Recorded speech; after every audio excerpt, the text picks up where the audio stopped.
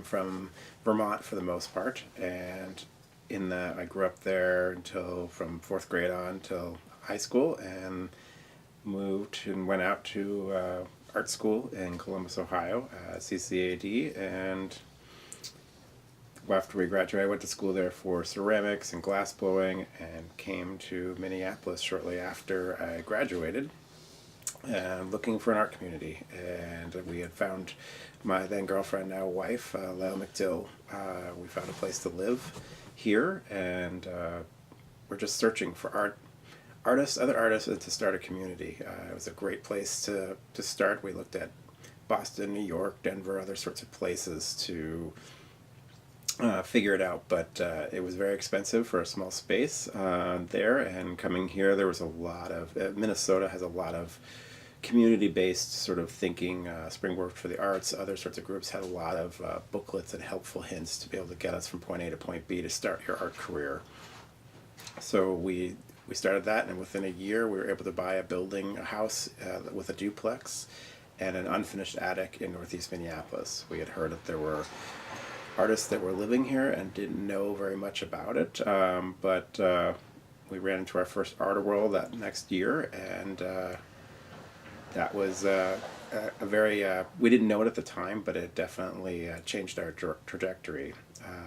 By the next year, I was joining and running a film festival for Art World, and I was like everybody else. I've watched a lot of movies, but I know nothing about being an actual film festival organizer, and I ran that, and it was a lot of fun. And then the next year, I was doing a lot more things with Art World and taking part in everything I could with the Northeast Minneapolis arts community. Joined the NEMA board and helped with Art World for many years, back and forth. At the same time, I was also starting my own tile making company, and I used to work right out of my attic studio, and we did that for about 4 years. And then we moved over on Central and 29th and took over an old bar and converted it into our studios and a little gallery shop. And our studio was right there for people to come in and see us, how we actually make our work. My wife makes polymer clay, and I make handmade tiles. And then after about 4 years, we outgrew our space, and we moved over to the Keg House Arts building next to the Grain Belt Brewery. And we've been there for 12 years, making my handmade tiles and have a tile showroom, and still being very involved with the arts community here, and starting a tile association in that process to sort of help people, other artists. I mean, one of the things about Minnesota is there's a lot of collaboration, and everybody's sort of helping each other, and we really grabbed onto that and saw that as a great way to help each other and pass information to be able to give us, to improve ourselves. And I think that's what most artists, at least in Minnesota, really like to help each other and to see what somebody else is trying to figure out and give that person a little information or guide them to somebody that could help them with their process. And so with Art World, my background with the Tile Association, working to gather tile makers up, I really started connecting with a lot of artists and a lot of other community members to sort of just keep building what has been missing, as I see it, in the way I talk about it and I describe it to a lot of people, is 100, 200, 300 years ago, most artists and myself would just be a cog in the machine. We would work for a factory, I would make tiles, the architect would tell me what to do, or the engineers, or the owners, and then we would just make things. At this point in our history, I have to be my own marketer, I have to be my own accountant, I have to be my own tax person, we have to do our web designer, and so we need a lot of resources. And I saw Art World and the Tile Association as vehicles to help me get from point A to point B and build a network of people that we could turn to when was needed. And I've been able to harness that over the years to try to develop a lot of skills and helpful ways of surviving being an artist. And then the Northeast Minneapolis Arts District was born during the Art World times, when a little bit of a takeover of the arts community was happening, or trying to happen through development. And I've been on part of that in many different ways for the last 12, 13 years.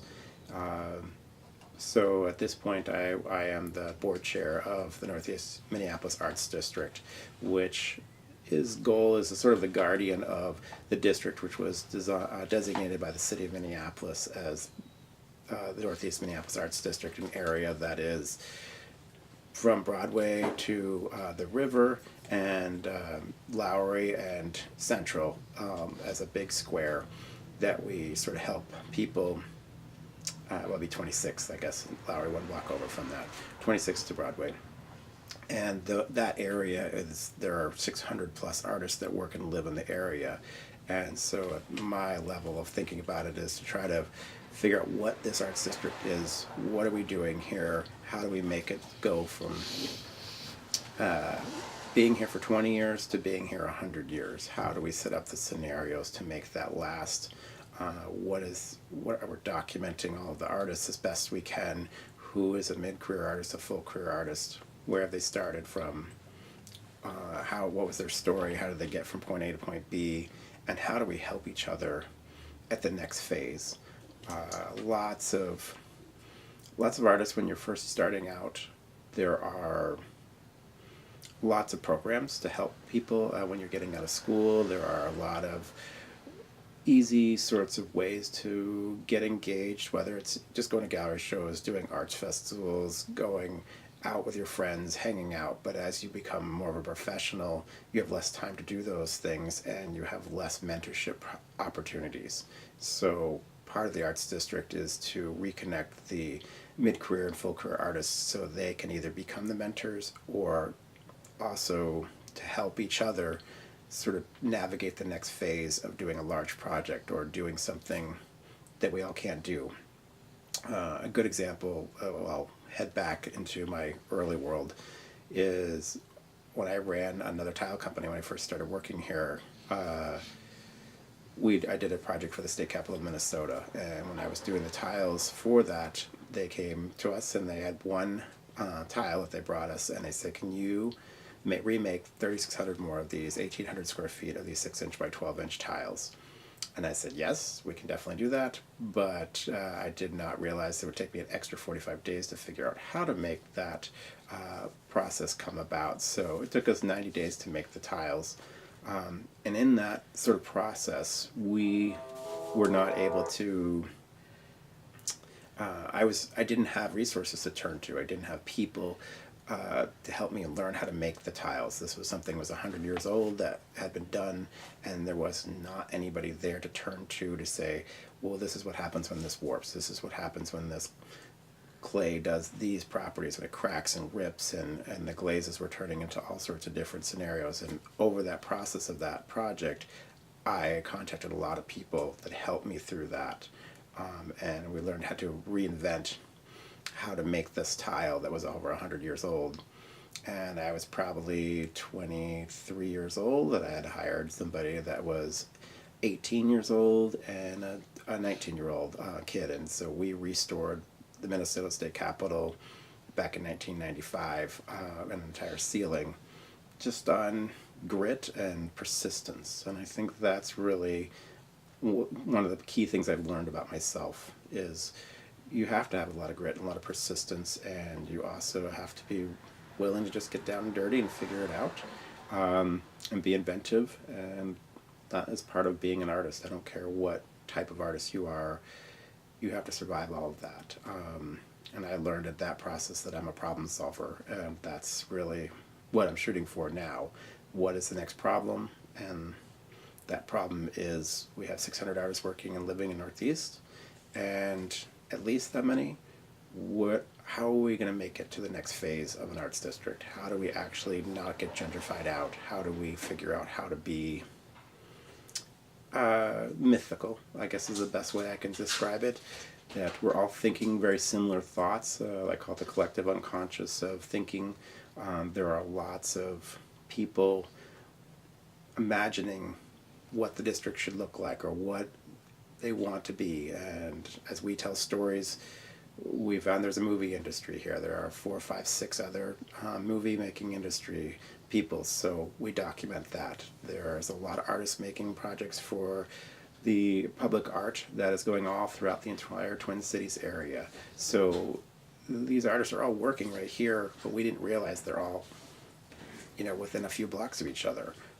What is going on? So that's sort of our goal, to sort of help ourselves figure out what the problem is and then be able to solve it as an art community. And usually collaboration has worked well for me. Art World grew from 30 people to 600 people.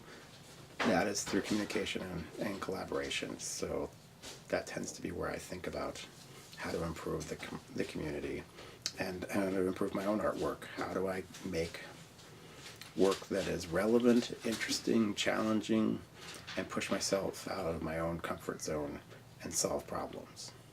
So it's a fun sort of process of thinking, and that's where I like to head.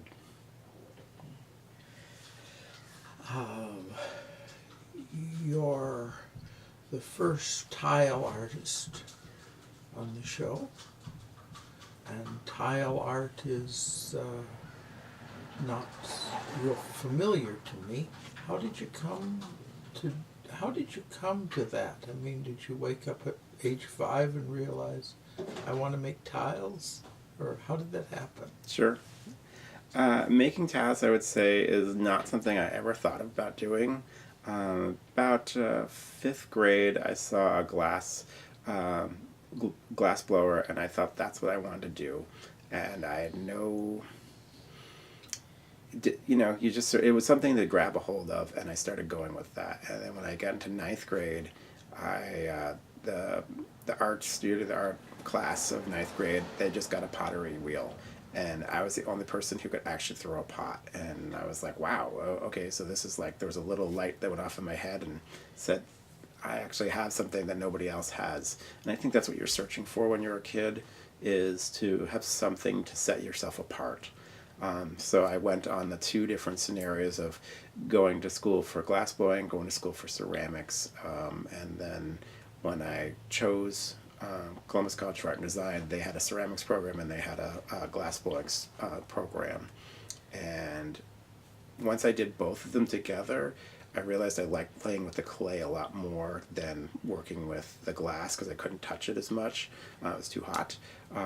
And so never making a ceramic tile, maybe one semi tile-like concept. But a lot of architecture I liked a lot, build with that a lot, and crusty old buildings and very strange sorts of things about society using architecture as a vehicle. Then when we moved to Minneapolis, I was working at the Walker Art Center as a guard for years, and a job came up running a tile shop, and they just needed somebody with a ceramic background and a business sense. And I was always a very entrepreneurial sort of person, and like when I was in college, I couldn't get a job being an out-of-stater, so I would go to the store and buy soda and I'll undersell the pop machine down the hall, and made a few $100s doing that. So that was how I saw my business sense. And so that's what I sold myself on to get the job working at a tile shop. And that's where I learned how to make the tiles for the state capitol. And, they're putting this 22, 23-year-old kid out there to do this project and sink or swim. And that's sort of how I got started. And when I left that, I only worked there for about a year and a half, and they sort of sold the business. And I went off and worked at a pottery place, and then went back and took an architectural tile making class in Aspen. That was really a really life-changing experience. When I came back, I started Clay Square to Infinity at that point, and just right out of my attic studio, just started making tiles and doing more decorative pieces and turning into kitchens, bathrooms, fireplaces, public art, all sorts of different, just art in general. I know a very gifted artist who is the shyest person who could exist. It's more than just does exist. Right. Who would have kept the museum guard job and taken the whole path in a different way. Right, totally. Because so far as I can tell, he doesn't care at all about the arts community. He just wants to go up into his attic Right. and make these weird things that nobody else in the world is making. Sure. And so it sounds like from quite early on, the idea of an arts community caught your imagination. I'm wondering how you understood what it is you get by engaging in the way that my friend refuses to engage. Sure. I think there's a couple ways I can look at that. One, I'm an only child. I grew up in Vermont in the middle of nowhere, so not having kids around a lot of times, and when we finally did get kids, I was really loving that as a something fun to do. I was gravitating towards other people. I like to be around people. So my wife had 4 kids. She was desperate to be by herself and would rather just sit in her space and just make things. So that could have a little bit to do with it. Secondly, I think going to art school, I really liked studying art history and dealing with that and traveling. And we were drilled in the whole impressionist groups and the New York groups and all the different communities that were out there during Florence and the Renaissance. I think it always was a matter of the artists coming together, talking to each other, knowing each other, and then through that collaboration, through that fighting with each other, through whatever that experience was, they were able to create better art. They were able to push each other. And those are the mythologies that we, as artists, look up to, and the world looks to. So I was driven a little bit by that, but also just to hang out with, like-minded people. It's sort of, Northeast has that going on where you're just, you can go up and you run into somebody and go, to a restaurant and run into somebody or walking around or biking, and you're always running into artists. We take it for granted now, but that is still. It's fun, you have to be a little conscious of that. That is not normal for most people. They don't run into artists every day. And we're weirdos and we do strange things, so it's more fun. Well, you've described your artistic activities and also a really broad range of sort of organizing and activist and sort of administrative activities. How does that work on the pie chart of your life? In what way? What do you mean by What that? I mean is how much of your life is taken up with politics of some sort or other, and how much is taken up with getting your hands into clay. Yeah. It's an interesting sort of question on that. I think that when I'm making, how do you decipher how much time you have? And I have to always reference myself to my wife. My wife is a nonstop maker. And, when we're driving to a show or going anywhere, she's making things in the car. She gets to somewhere, she's making something. We watch TV, she's making something. There's very few times she's not doing something. I, on the other hand, have much more. I love to watch television. I love to just, travel. I go biking or, whatever that is. I'm extremely fast at what I do in my studio. When I have an idea, I just go on it and get it done and move forward. But our shop is open 11 to 5, so I'm there 6 days a week, and I'm giving myself forced time to be there. You're going to create. You're going to make yourself do that, and that's just my personality. I like showing up and doing work every day. You have to practice every day. I think it's just part of who I am. I'm always just been a hard worker, but as far as the politics and the writing and all the things that we do, that's just part of it. You just fit it in, and I don't think about it too much. I don't know if I would say it's ADD, but it's close enough to, I get bored with doing one thing, so I run off and I make something, come back and, work on social media post or do a newsletter or talk to somebody about the community and run back and make some more work, and that's what you have to do to get it done. And I accept that myself. I remember an early interview with a scientist for the city of Minneapolis. I knew I was dealing with another species when he began doing experiments with his napkin afterwards when we were eating a burger. Sure. He was like your wife. He couldn't stop. Yeah. He couldn't stop investigating ever. Right. Really. And then there are people, there are other people, very productive people, who turn from one thing to another.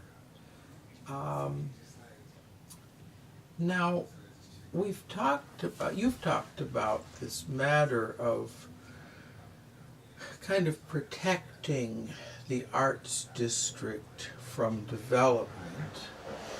Well, thoughtful development, yes. Yes, and I'm sure that there are developers who would talk about processes that you would call destructive as enhancing the arts district in various ways.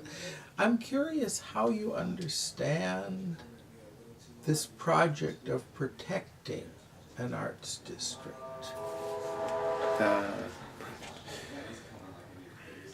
I think it goes back to what I was saying about when you do things alone, you can't really make things work. So let me tell you a story. It's a little easier to sort of think of it this way. So when we moved from our Central Avenue location, we had a huge grand opening party. We invited, a lot of people. We had 100 people there. We spent like $1,000 at that time to have a huge party with a band. We had, photographer. We just, we went all out. Had an amazing time. That year at Art World, I probably spent maybe $100 to be part of Art World. We all sort of collectively send out our postcards and different sorts of things, and 2,000 people came to our studio. So the exponentialness of working as a group, as a community, has so much more power, 20 times what I can do, and at a significantly less cost than putting it together by yourself. And I think the individualist thinking of Americans, and I have to focus on them at this point, is we want to believe we're individualists, and I'm not an individualist thinker. I can see exponential power in working with each other. And I've proven it, just like what I told you with that story. So I think that I've used that to try to leverage how this community can think about how development happens. It's going to happen. I'm not fearing development. I'm fearing not being part of the discussion. And I've watched that with the 807 building that was being sold on Broadway. And we were not doing anything as a community about 4 or 5 years ago. It was just starting to process. And so when the artists thought there was going to be an art developer that was going to actually take over the building, they were very sadly and shockingly surprised that a developer that's really not an arts developer won the commission and raised the rents on everything and changed the whole process of a building in the arts district. And that really was a catalyst for me to start to organize more people and get the conversation going, so that the next time whatever that event comes up, we at least can be at the table with a more succinct argument of why and what should be there and what should happen. And I think we've been pretty successful. A measure of that is watching the politicians today running for city council and mayor, mainly city council in Northeast. They're using artists as part of their marketing. They're saying how they've been part of the arts and getting artists to be part of that. I've never seen a politician use artists, so many of them, as part of their marketing campaign. That means they're watching us, they're listening to us, they're interested in us, they see our potential value in the community. So those are the cues I'm looking for to be able to help solve whatever gentrification comes down the pike, that we get what the community wants, not just artists, but that we're heard. So, I'm understanding the problem in my head kind of this way. there's a lot of real estate. There are a lot of big brick buildings around. Sure. And those things, some of them are under public control, some of them have private owners. They can be sold to developers who don't have any interest in the arts, but do have interest in the highest imaginable rents, and get and make a bunch of money for those developers. Or they can be channeled to artists to maintain this feel of the neighborhood. And the consequence for the developer will be lower rents than they can get from some other people. Maybe. But the unity of the neighborhood as an arts district will be preserved. Is that the fundamental issue, or have I got it wrong? Okay, so I don't think you're far off from that, but I think there's other ways to look at it. So how I've been sort of attacking the problem, I guess, is, I have to go into the weeds a little bit. So the city of Minneapolis has had what's called a comp plan they do every 10 years. And the one that was done, 10 plus years ago was about building condominiums and building housing. And so that's what they've been doing for the last 10 years. And developers, once they're given the plan, that's what they do. They say, you said you wanted more condos, we're going to build condos. So we've been on that plan for 10 plus years. And so the new comp plan is coming up. And what we're trying to do is say, okay, city, what do we want? We want art centers. We want community-based sorts of building of some type that sort of keeps the community together, whether that's trees, whether that's parks, whether that's community areas where people gather. What kind of development is actually going to benefit the larger community? It's not just about artists. I mean, we want great restaurants. We love the ethnic community being able to stay here. They're a huge part of this community. What helps us be a better community is what we're looking for. There's money to be made in every kind of development. It's not about artists just getting the lowest rent. That's not the issue. That is an issue for everybody. If you're just a person that works at a regular job, working class American, you also can't afford high rents. There's not that many rich people out there. We all can't afford $5,000 a month 2-bedroom apartments. It's just not acceptable. So what do we want and how do we want it? And I think that's how I sort of think about the problem. And then I'm trying to find out from the community, what do they really want, so that we can tell the politicians and developers, so that they go, oh, I have an idea on that. This is what my plan is. How can we make that? It's just, I think people have to think bigger. I guess it's a better way of looking at it for me. There is I don't know if it's going to happen, but the velodrome is wanting to be going into where the train station is. And I had a meeting with them. And I said, look, if you want to get the community involved, use artists as part of your planning to build sculptures about bicyclists and all the different things, and, utilize artists, so then you're paying them to make what is part of it. So then we buy into the system. We're using that space as well as making things for it. And it's less expensive, or at least on par, from buying something from some other country or some other part of the country that we don't have any connection to. People like our stories. The people that were here with the trains, that grew up with it, they love their stories of living here. And, they'll tell you about all the bars and all the churches and getting a Dago at Dusty's Dagos, and the stories of people coming in and their life. That's what it's about, is setting up cultural experiences.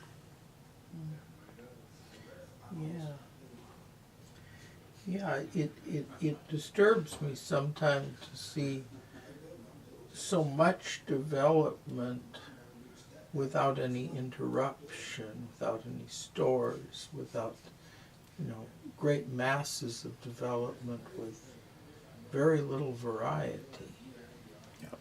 would seem very strange. It reminds me of living in Cedar Riverside back in the day in the huge buildings.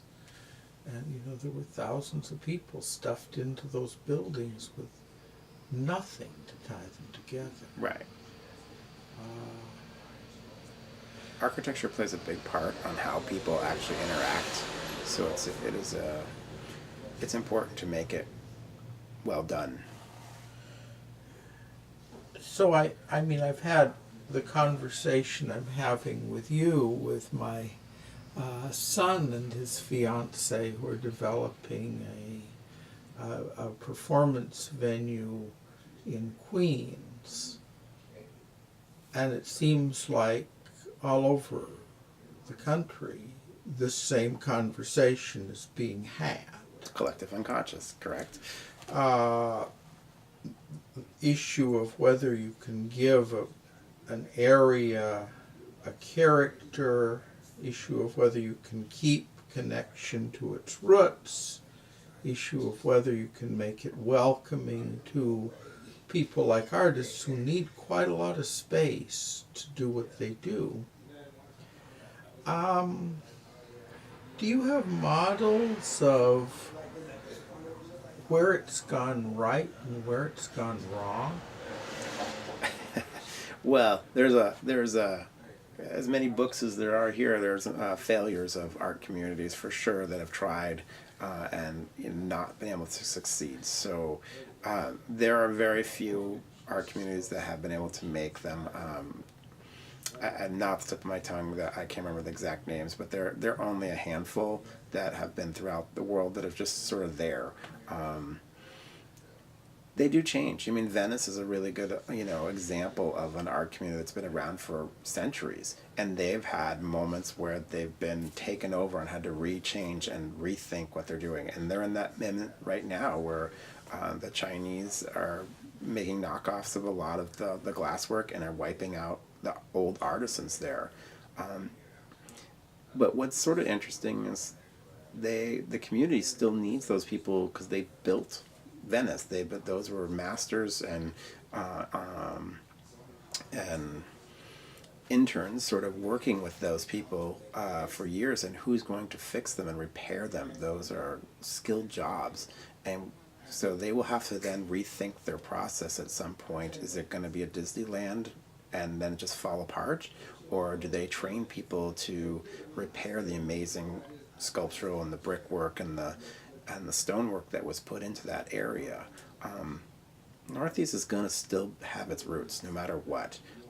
You can't change a character just by putting new buildings on there. You can change the people, but people still want this. The people that are moving here now love why they're coming here, but they don't necessarily know what's really happening. And it's our job as those that are here to welcome those people as best as possible and get them engaged, not push them away too hard, but tell them, hey, we don't really want a McDonald's. We really don't want a big box store. We do want these things. If you loved what you came here for, where there's lots of one-of-a-kind shops and restaurants and things, then don't say that you want things that where you were from before, because that will get you in a lot of challenging situations and cause gentrification to go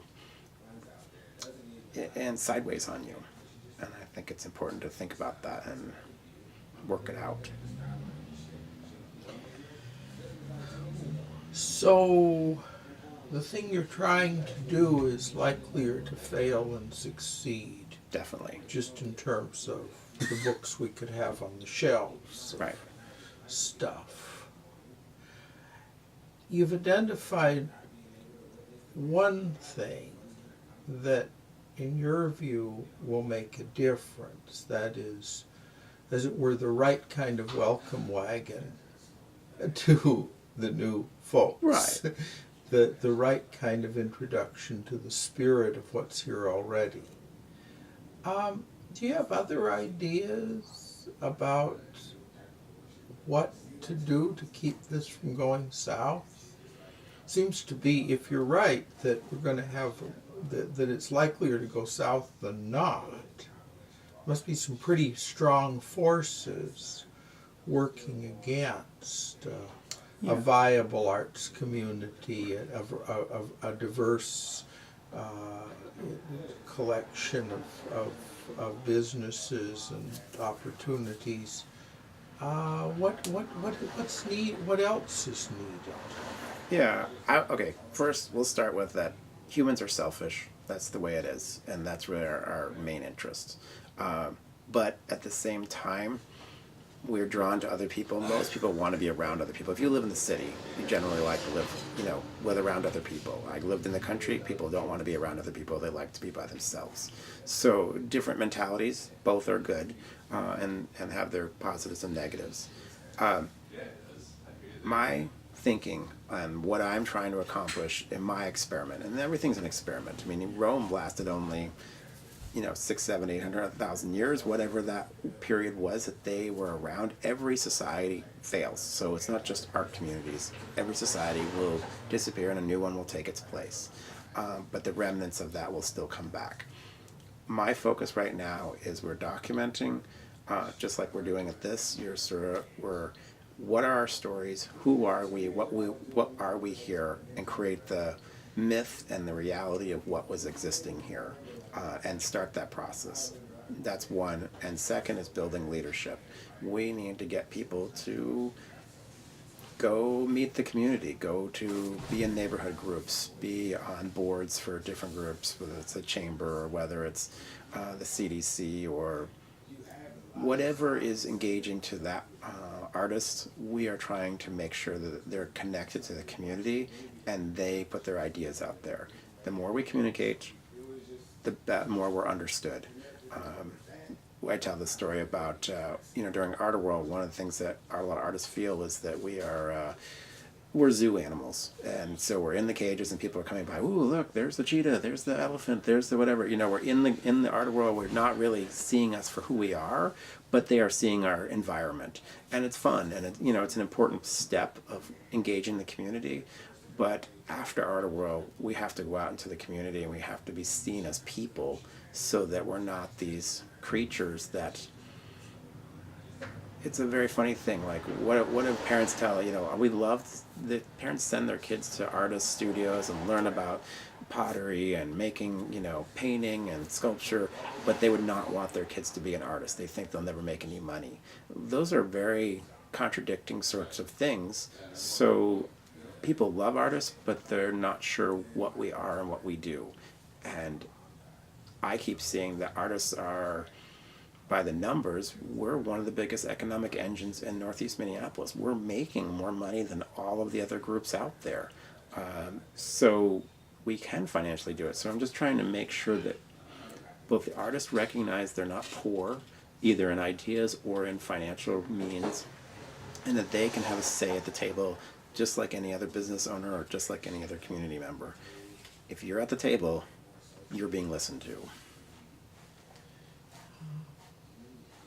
As you were talking, I was remembering Wilbur and Orville Wright talking about their success as depending on coming out of Dayton, Ohio.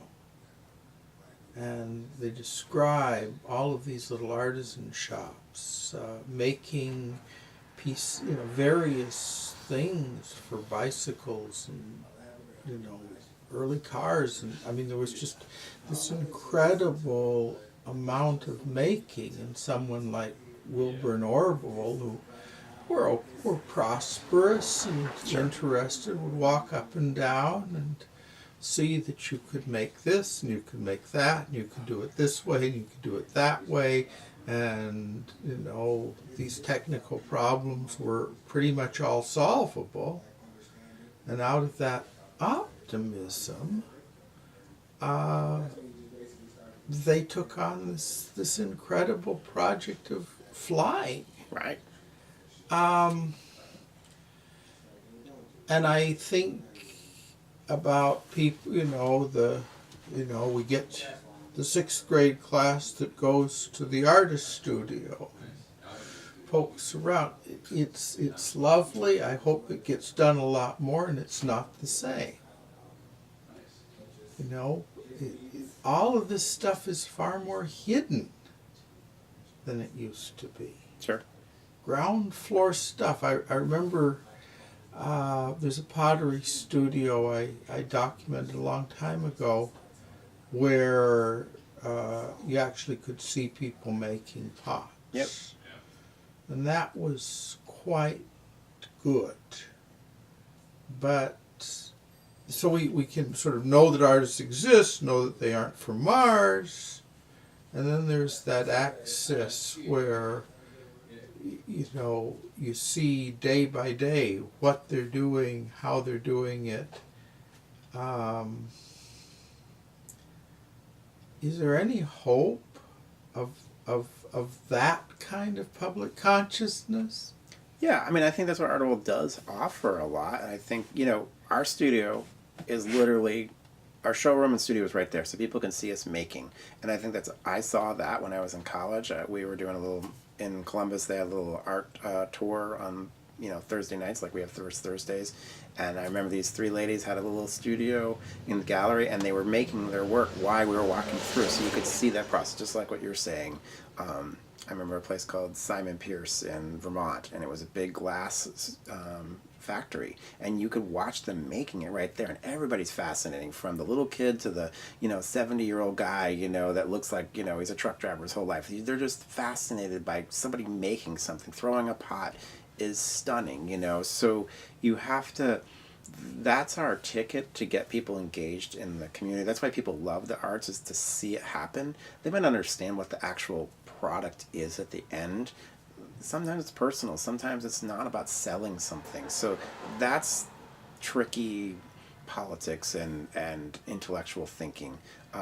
But everybody can relate, every human can relate to their own story, and it might not make sense to other people.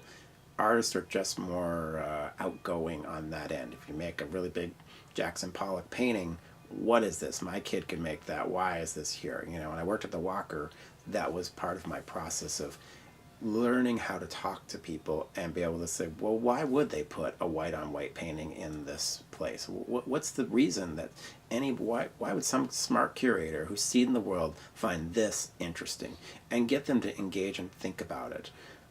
That's why we have Art World. That's why we have events. I will still push back and look at, I do think that Art World and First Thursdays and all those are all about sales and not about ideas.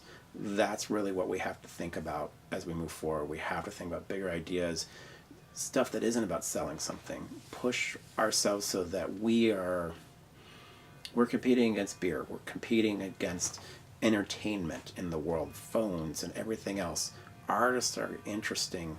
We have to put ourselves out there in a different way. We're in a different world than we were 300 years ago. We can't live in that, stay in our studio and the king or queen hires us to do something. We have to be progressive in our own thinking of how art is projected, and have experiences with real people. That's the positiveness. That's what will get us the optimism to being very relevant for a long time to come.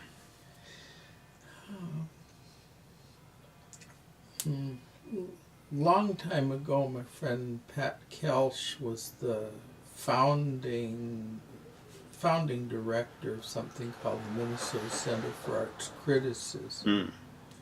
And the idea was that for the arts to work in the Twin Cities, there had to be a lively, intelligent, informed critical climate.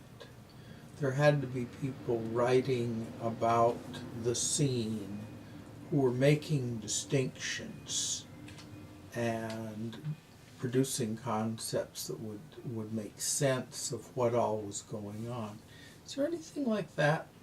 How does it look today? I mean, I think the center's long gone, but what's up with that impulse? Well, to state the fact today, it's extremely weak. There's very little out there as far as real art criticism goes. The Star Tribune was our best. We had Mary Abbey for years, but she was one critic, and she had to focus on the major art institutions. They were fine. It was a body of thinking, but it was very centric to one or two sorts of groups. there have been some fun, criticism groups out there, but they're more zine-like and not. They never were able to take off for a long period of time. In our Arts Insight that we're working with the Northeaster newspaper, we did have something that we hired a writer to do a critique of. I can't remember, it was the biennial for NEMA's program, and it was interesting. We got people that were like, "Why are you criticizing this?" And I'm like, I was glad to hear somebody actually getting mad that we were criticizing. I'm like, great, this is important. You're getting pissed off. So we want to see that. I know there's a lot more that needs to be done, and I'm trying to figure out how to engage writers to be able to do that. You have to give people license. That's sort of what I've been figuring out, is like, if I give you a platform and here is your opportunity, will you take it and run with it? How can I guide you? It takes a while to get people in. And, we've been doing the Arts Insight page for a little over a year, and finally starting to get about 3 or 4 writers to write with us. Because I was writing them. I'm a ceramic person. I'm not a writer. I'm not, this is not my trade. So I want to get, like this bookstore, like, how do we engage writers to come and start to say what they see? We're observationists. That's what I do. I'm very observational about a lot of things, but my skill is not writing. But there are a lot of great writers out there that I think live in this area. I want them to tell the story because they can say it way better than I can, at least literary, just writing it. I can do it visually, my own way, but the potential's there. Whether or not everybody wants to jump on the bandwagon and get excited about it, then we'll see real art criticism happen. It's a process of education too. Without doubt. Either you import somebody who's gotten educated someplace else, or you've got to grow them from, bright elementary school kids up. Right. And the question of how you do that without producing the kind of pompous ass who, runs around having opinions for the heck of it. Yeah, that's what social media is all about. So, that's what the old Center for Arts Criticism was trying to take on. Right. The question of how to gradually educate a cadre of critics who could try to make sense of the incredible diversity. Well, that's what I was saying about leadership. Like, we're trying to develop the leaders in each group, and so that they can figure out, I can't do it all myself. Nobody can do it all ourselves. So if we can tap into the right person that has the energy and knows people and can be inspiring, they will it will happen. That's what art will happen. How did it go from 30 people to 600? The excitement of it was there. That's what drew me in. That's what drew all the other people in. We're complacent at this point, and we have to push ourselves out of this complacency and harness the incredible power we could really have. But you have to show up. You have to do the work. And I have to create the vehicles for people to get in, and they need to learn how to drive.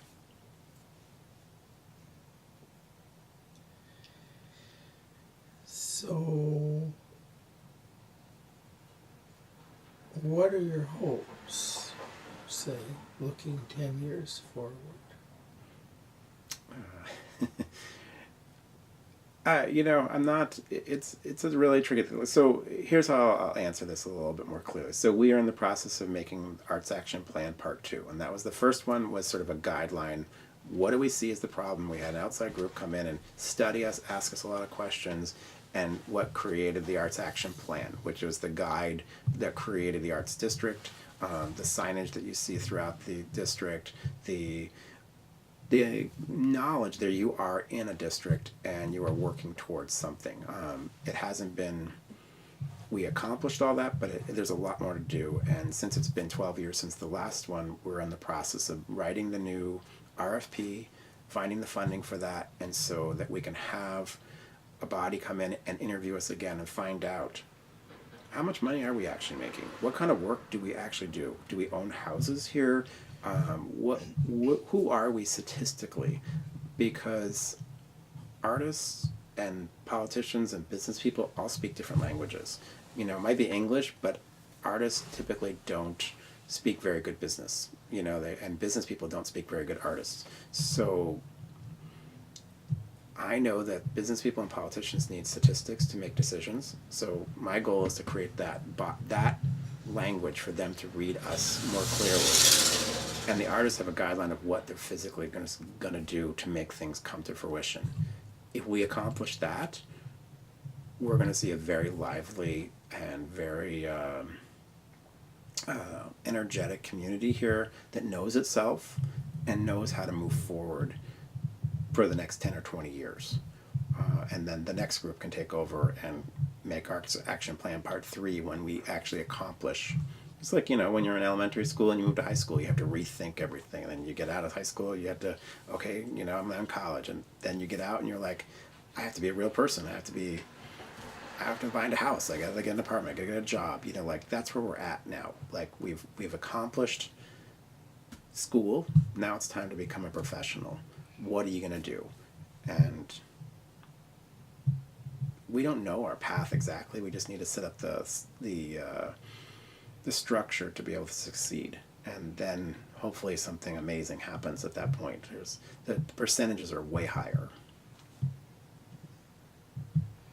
So basically, at this point, you need this, you know, the kinds of skills that geographers bring to the project. The people who can describe communities in system terms. Well, I spent a lot of time trying to figure out, like, if you look at other arts communities, and I researched a lot of them, and one of the things they all said is, don't try to be like the other art community. You might love an art community in Tucson, or you might like one in New York City, or, you know, in Nashville, whatever those are. They have their own dynamics. You have to figure out who you are first before you actually you go off and you make a plan. And that's what I've been trying to, you know, accomplish myself, is like, who are we as a district? What are our assets here? What are our liabilities? What do we need to improve on? And then we can make much better questions, and then we can try to figure out better answers for that. And I want the community to know who they are too. I'm not trying to pretend to be New York City. I'm not trying to depend, you know, to be Berlin. We are Northeast Minneapolis. What is that? And that's the question every artist needs to ask themselves. What is going on here? Who are we? And once we answer that, you know, just like in your own life, you know that you are a painter and an abstract painter of color. You make things that are based on that, and you follow that pathway. If you're a writer and you do nonfiction about children, then that's what you do. You get specific. That's what this art community has to do. Get specific about who we are and work on that and get known for it. Now, you mentioned a project dear to my heart, the project of documentation of the community. And I presume that's connected to coming to consciousness about who we are. Totally. I kind of know what my strategies are. What are yours? I mean, how do you get at, what are you doing to get at, you know, the spirit of this place, you know, complementary to the economic data that'll tell us, you know, how this thing works from a business point of view. Sure. I think there's a couple of, I mean, I've been around for 20 years, so, you know, when you do that, I've met a lot of people, so I know a lot of people, so that helps me sort of connect, and people know me. I didn't know some people, and they know me just because I'm doing different things. But currently what we're doing is I started the e-newsletter that we have for the Northeast Minneapolis Arts District, and so basically I focus on mid-career and full-career artists and connecting the dots of who's doing what. Like I said earlier, you know, whether they're all the public artists, what are the work that they're doing, whether there's the movie community here, or whether there's the teens of Northeast Minneapolis who grew up here, what was their experience, how do they see an arts community, just documenting and talking to people and asking them questions about who they are and what they're doing and why they're doing it.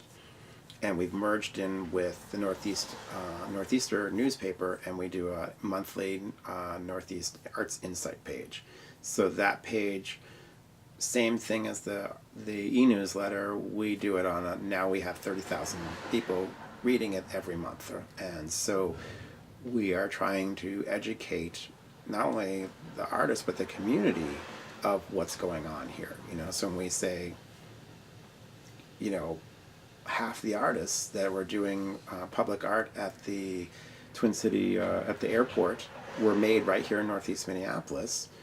That's a big statistic, when you say that McKnight grants that are going out, and we document 10 to 15 artists that are getting these grants and they're making their work here or doing some sort of event or process. That's a pretty big deal. And just connecting that up and telling that out there as a fact and a story that goes with it, people don't forget that. We all it becomes our normal consciousness of talking about it. That's what I want the community to talk about, because they're going to go to their friends when they go visit somebody and, for the holidays, and they say, oh, what's going on in your community? Oh man, we just, our airport just won this, and I met this artist who's my neighbor that made this thing. This is so cool. When you come in, you have to go see this when you get there. Or, like they bring somebody to town. You want to show people the art community, and you want to show them the studio. That's helping build our presence. And so the more documentation we have and the more that we get it out there in lots of different ways, it's going to grow. There's no way it can stop, I mean, has positive views in general of artists. And we're not doing evil things, we're doing positive things. So generally people want to be around artists and they like them. They might not understand them and they might be weirdos, but that's fine, as long as you know that they're safe for you to hang out with, then we're in good shape. Yeah. Just reflecting on my son's getting married not too long ago, and of course, there are all of these registries. Right. And the natural way that you start young people out is by getting them registered at Bed Bath and Beyond. Right. And so they accumulate a lot of stuff which they will throw out someday in favor of some right. decent pieces. I spent a few years eating off Warren McKenzie pottery that was exchanged for an oil tank. Right. By the person I was living with. The whole matter of getting art into everyday life seems to be a key thing here. Making art something that people expect to have in their lives, as opposed to manufactured stuff.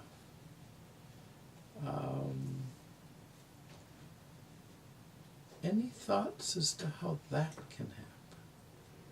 Well, I think what you said about registries, I mean, I hear people, they're going to get married and they go get a registry at Target, and I'm like, why are you doing that? You're buying the crappiest of things, go to a better place. There's lots of things you can, you might need in life. But again, this is, Art World helps that process, but I think the follow-up of what artists have to do is we have to think like business people sometimes. When artists have to recognize that they're a business, whether or not they see themselves as 3M or Best Buy, they don't have to be that, but they are. If you're selling something, you're a business, and therefore you have to deal with the business practices and you have to market yourself at some level.